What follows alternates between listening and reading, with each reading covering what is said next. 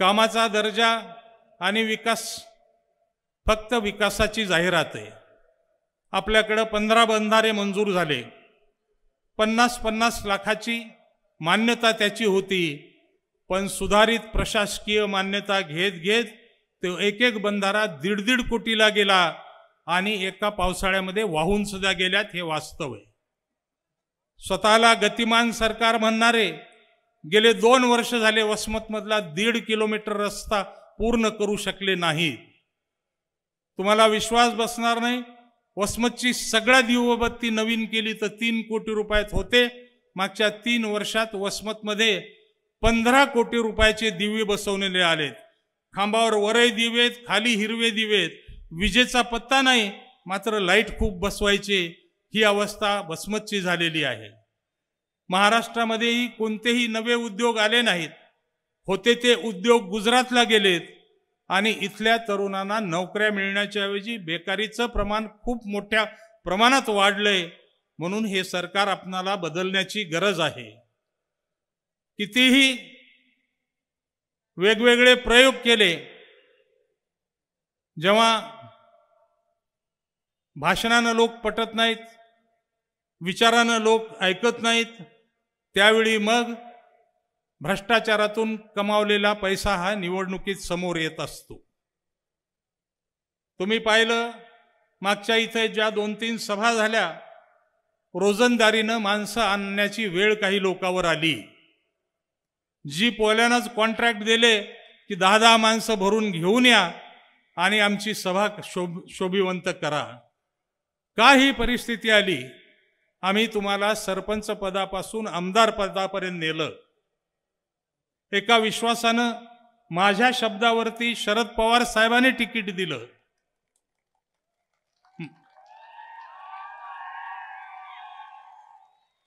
मला 2 वेळा विचारलं की जयप्रकाश, तुम्ही जे करतायत ते बरोबर करतायत का? पण मी क्षमा मागतो, मी चुकलो, मी त्यावेळी चुकलो। माझ्यामुळं या मतदारसंघामध्ये गावागावात ग्रामपंचायतीमध्ये मागच्या 5 वर्षात त्रास झाला, गावागावामध्ये सोसायटीमध्ये त्रास झाला। बारीक बारीक जे काम करणारे छोटे बहुत 100-125 गुत्तेदार होते, ते गुत्तेदार उद्ध्वस्त झाले। बारीक बारीक वाळू आले, ट्रॅक्टर चालवत होते, काही घर चालवण्यासाठी ते काही माफिया नव्हते, ते उद्ध्वस्त झाले। आरामिलवाले, ट्रॅक्टरवाले उद्ध्वस्त झाले। वाळू महागल्यामुळं बांधकाम इथलं 1.5 पट महागलं। नांदेडला 25,000त हायवा मिळते, आपल्या इथं 36,000 40,000 मोजावे लागतात। अवैध धंदे आपण पाहिले किती बोकाळलेत की अगदी किराणा दुकानावर सुद्धा दारू उपलब्ध होते। मटक्याचे तर अगदी पानपट्टीपेक्षा जास्त बुक्या ठिकठिकाणी घेतल्या जातात। कशासाठी आपण निवडतो आमदार आणि खासदार? तुमचं प्रशासनावर कंट्रोल नाही, तुमचं गावावरती लक्ष नाही, मतदारसंघावरती लक्ष नाही, फक्त नारळ फोडण्याचा कार्यक्रम। मागच्या 2 महिन्यामध्ये मी अनेक गावामध्ये फिरलो, प्रत्येक गावामध्ये तक्रार की आमच्या इथं नारळ फुटलं पण काम झालं नाही। जी केली कामं ती सुद्धा एकदम निकृष्ट दर्जाची केली, पण नारळ मात्र 10 फूट नाली असो, 10 फुटाचा रस्ता असो, त्याचा नारळ आणि फोटोचा कार्यक्रम व्हॉट्सअपवर जोरात करण्यात आला। आमदाराची कामं वेगळी असतात। मतदारसंघाचा विकास केला पाहिजे, मतदारसंघाच्या पाण्याची असो, विजेची असो, शेतकऱ्याची समस्या सोडवली पाहिजे, नवीन काही उद्योग आणले पाहिजेत, ज्या उद्योगातून मतदारसंघाचा विकास झाला पाहिजे। पण या जिल्ह्यामध्ये नवीन उद्योग आले नाहीत। नवीन उद्योगच काय, आपल्या हिंगोलीपेक्षा परभणीमध्ये पाऊस कमी पडला, परभणीच्या शेतकऱ्याला विमा मिळाला, मात्र हिंगोलीचा शेतकरी विम्यापासून वंचित राहिला। तिन्ही आमदार सत्ताधारी पक्षाचे असताना, तिन्ही आमदार सत्ताधारी पक्षाचे असताना जर मदत मिळत नाही तर काय अर्थ आहे आपण या केलेल्या आमदारांना? म्हणून हा बदल करण्याची वेळ आहे। मी अशी सगळ्यांना विनंती करतो। मुद्दे खूप बोलण्यासारखे आहेत, पण साहेबाची सूचना आहे की सभा जरा लवकर संपवा। साहेबांना इथून 8 लोकांना निघायचंय. किती कर्तृत्ववान आमदार आहेत बघा. धनगर हटकर योजनेमध्ये या जिल्ह्याला जवळजवळ 4,500 घरं मंजूर झाली. हिंगोलीला 2400 घरं आली, कळमनुरीला 2850 आली आणि वसमतला फक्त 94 घरं आलेली आहेत. काय करतायत माणसं? योजना सरकारची जर लोकांपर्यंत पोहोचू शकत नाहीत तर काम काय करता? मला तुम्ही 10 वर्ष आमदार ठेवलं होतं. 833 केव्हीचे केंद्र केले, 1200 ट्रान्सफॉर्मर बसवले. सगळी न्यायालयापासून, तहसीलपासून, डेप्टी कलेक्टर ऑफिसपासून, ITI पासून सगळ्या इमारती आणि एक सुसज्ज असा महिलांचा दवाखाना जो महाराष्ट्रात प्रत्येक ठिकाणी जिल्ह्यात आहे तो मी वसमतला आणला. 4 PSC आणले. ग्रामीण रुग्णालयाचं काम झालं. आरोग्याच्या सेवेमध्ये काम केलं, सिंचनामध्ये काम केलं. गिरगावला, पिंपराळा, महागाव इथे जवळजवळ 15,000 एकर जमीन पाण्याखाली आणली. एक माजी आमदार म्हणाले होते की पिंपराळ्याला पाणी आलं तर मी कच्च्या घागरीनं पिंपराळ्यात पाणी भरेल. मी 5 वर्ष आमदार राहिलो. महागावाने पिंपराळ्याला 5,000 एकरला पाणी आणून दिलं. त्या आमदारानं काही कच्च्या घागरीनं पाणी भरलं नाही, उलट गेलेत एका पक्षात आणि फोन करतायत दुसऱ्या पक्षाचे. काय लखवा मारलाय माहीत नाही. ज्या निवडणुकीत ज्याच्या सोबत ते असतात त्यांच्या कार्यकर्त्यांना वाईट वाटेल, पण ज्या पक्षासोबत असतात त्याचा प्रचार त्यांनी कधीच केला नाही. आत्ताही मतदारसंघामध्ये फोन चालू आहेत की ह्याचं करा आणि त्याचं करा. ही अशी मतदारांना बैमान होणारी मंडळी, नेत्याला बैमान होणारी मंडळी, पक्षाला बैमान होणारी मंडळी काय महाराष्ट्राची सेवा करू शकेल? म्हणून यांना बदलणं ही आज गरज आहे. अनेक बाबतीत कामं झाली म्हणून जाहीराती करतात. परवा कुडाळ्याला मी गेलो. शेतकऱ्यांनी डिझेल जप्त केलं, शेतकऱ्यांनी रस्ता केला, मशीन फक्त 1-2 माणसांनी दिल्या, पण त्याच्यावर नंतर बिलं उचलल्या गेले. हे सुद्धा आपणाला चित्र पाहायला मिळतंय. म्हणून एका वेगळ्या स्थितीतून आपला महाराष्ट्र आणि आपला विधानसभा आणि जिल्हा जातोय. उद्या आपण सगळ्यांनी मला जर संधी दिली तर मी निश्चितपणे मागे जसं आपल्या सगळ्यांच्या समोर 10 वर्ष काम केलं तसं नेकीनं, इमानदारीनं काम करेल.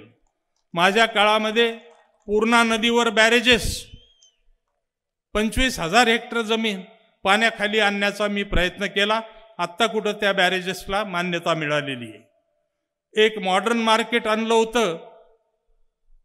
स्वर्गीय विलासराव देशमुख मुख्यमंत्री होते. 66 एकर जमीन 1 रुपया भाड्यानं दिली होती आणि मागास भागात मॉडर्न मार्केट होते.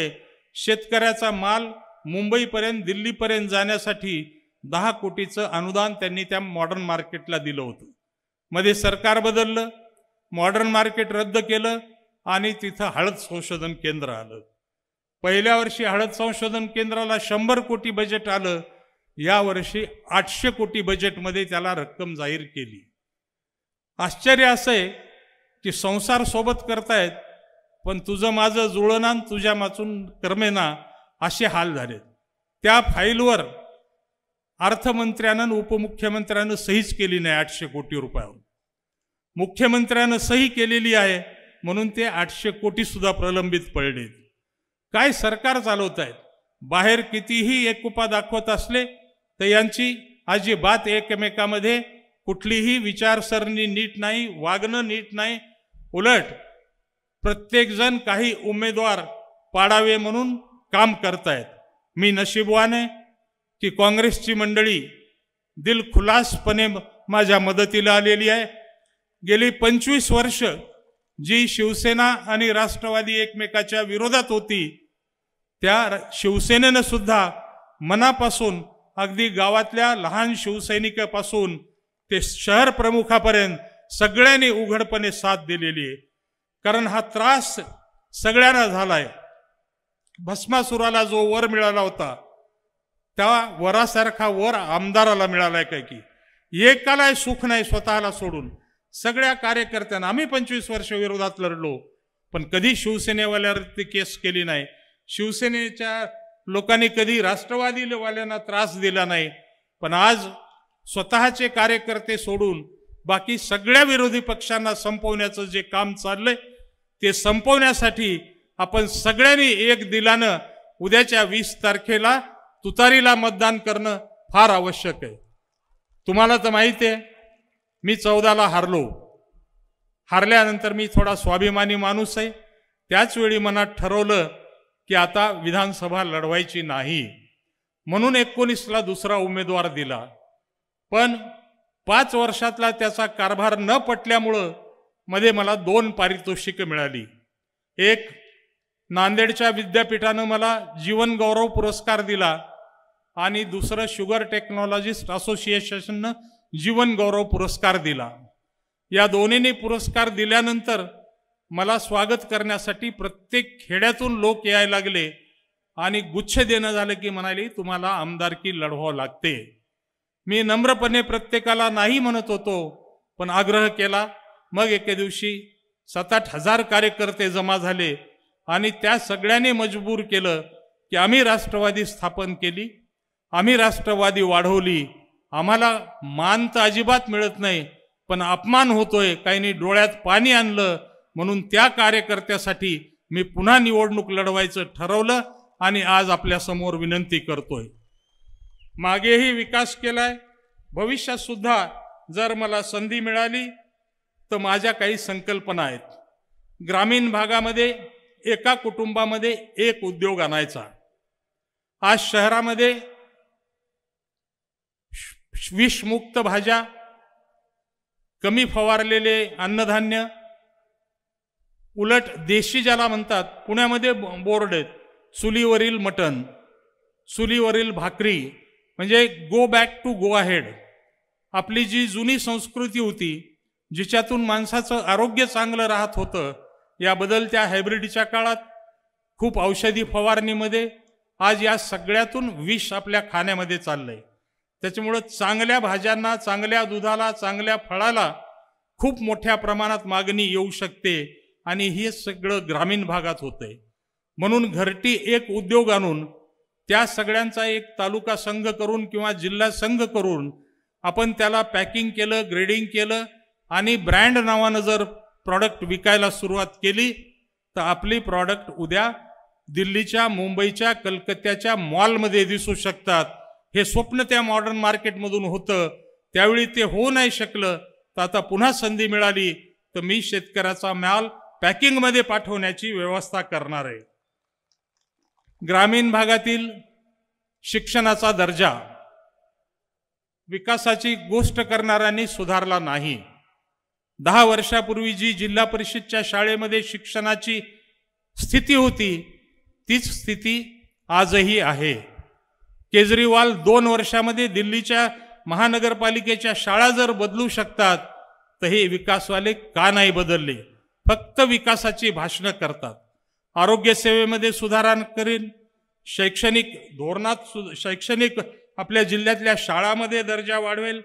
वसमतला जे कोर्सेस नांदेड, औरंगाबादला आहेत, जिथं आपल्या बऱ्याच मुलांना जावं लागतं, ते सगळे नवीन कोर्सेस आणि ज्या कोर्सेसमधून स्वतःच्या पायावर उभं राहता येईल असे कोर्सेस बहिर्जी शिक्षण संस्था आणि इतर शिक्षण संस्थाच्या माध्यमातून मी आपल्या सगळ्यांच्या पुढे आणणार आहे.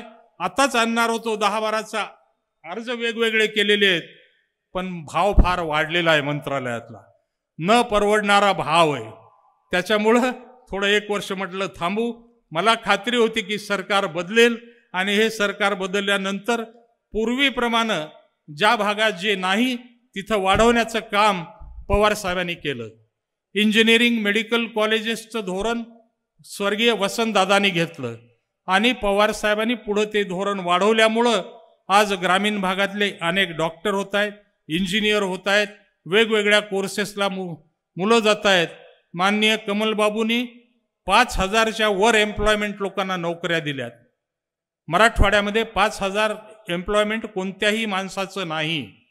आठवड्याला 40-100 माणसं औरंगाबाद आणि मुंबईच्या दवाखान्यात नेऊन मोफत नीट करतात. कुठे यशवंतराव चव्हाणांच्या विचारसरणीवर काम करणारी ही माणसं आणि हे उगे आता जाहिराती करणारे उपट सुंबे, आओ चोरो बांधो भारा, आधा हमारा आधा तुम्हारा करणारे हे आहे, ही काय राजकारणातली मंडळी आहे का? म्हणून यांना बदलण्याची गरज आहे. शेतीमालावर प्रक्रिया करणारे उद्योग साखर कारखान्याशिवाय नवीन आले नाहीत. भविष्यात आपण जर संधी दिली तर शेतमालावरती उद्योग, प्रक्रिया करणारे उद्योग आणि त्यातून पुन्हा एम्प्लॉयमेंट माझा निर्माण करण्याचा प्रयत्न राहील. सिंचन वाढीसाठी प्रयत्न राहील. माझं शेतीचं फार साधं गणित आहे. शेतीला जर पाणी दिलं, शेतीला जर वीज दिली आणि शेतमालाला थोडा भाव चांगला असला तर कोणत्याच भीक माग्या सबसिडीची आपल्याला गरज पडत नाही. पण दुर्दैवाने मूळ दुखणं बाजूलाच आणि त्याला मलमपट्टी करत बसतात हे सगळे. पुन्हा एकदा महाराष्ट्रामध्ये गडचिरोली आणि हिंगोली हे दोन सगळ्यात मागासलेले जिल्हे आहेत. या दोन जिल्ह्यासाठी वेगळं धोरण घेण्याची गरज आहे. नव्या सिंचनाच्या पद्धती आल्यात. पूर्वी धरणाचं पाणी कॅनॉलद्वारे, दांडाद्वारे सगळ्या शेतीला मिळत होतं. नव्या सिंचनाच्या पद्धतीमध्ये आता आपणाला पाणी पाईपलाईनद्वारे आणि ड्रिपमध्ये जर करता आलं तर या धरणातून अख्खा हिंगोली जिल्हा सुद्धा इतक्याच पाण्यातून पाण्याखाली आणता येतो. राज्यकर्त्यांनी मोठे विचार, लांबचे विचार केले पाहिजे. नुसते लोक खुश करण्याच्या योजना या कधीही नाही दिल्या पाहिजे. अनेकविध योजना आहेत, मी सगळ्यांचा उल्लेख करणार नाही इथं, पण माझ्या जाहीरनाम्यामध्ये त्याचा सगळ्यांचा उल्लेख येईल. साहेबांना वेळ कमी आहे, 8 वाजता निघायचंय. ह्या वयात सुद्धा साहेब 4-4 सभा घेत आहेत, त्यामुळं मी कमी आवर्त घेतो. भारताच्या कम्युनिस्ट पक्षाने सुद्धा या मतदारसंघामध्ये पाठिंबा दिलेला आहे. आदिवासी संघवाले मला भेटून गेले होते, असतील तर त्यांनी यावं. मी नशीबवान आहे की यावेळी खूप जण पाठिंबा देत आहेत.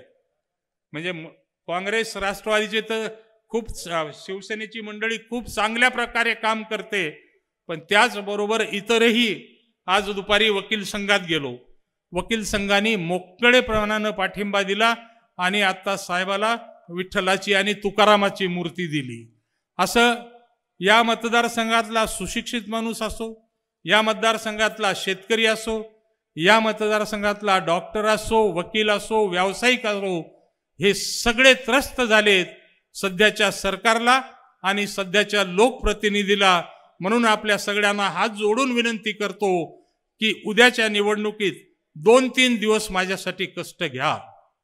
अख्ख्या विधानसभेचं मन महाविकास आघाडीच्या बाजूने, पण काही लोकांचा विश्वास मतं खरेदी करण्यावर आहे. त्याच्यापासून आपण जरा सावध राहा. 4 दिवस आपण कष्ट घ्या.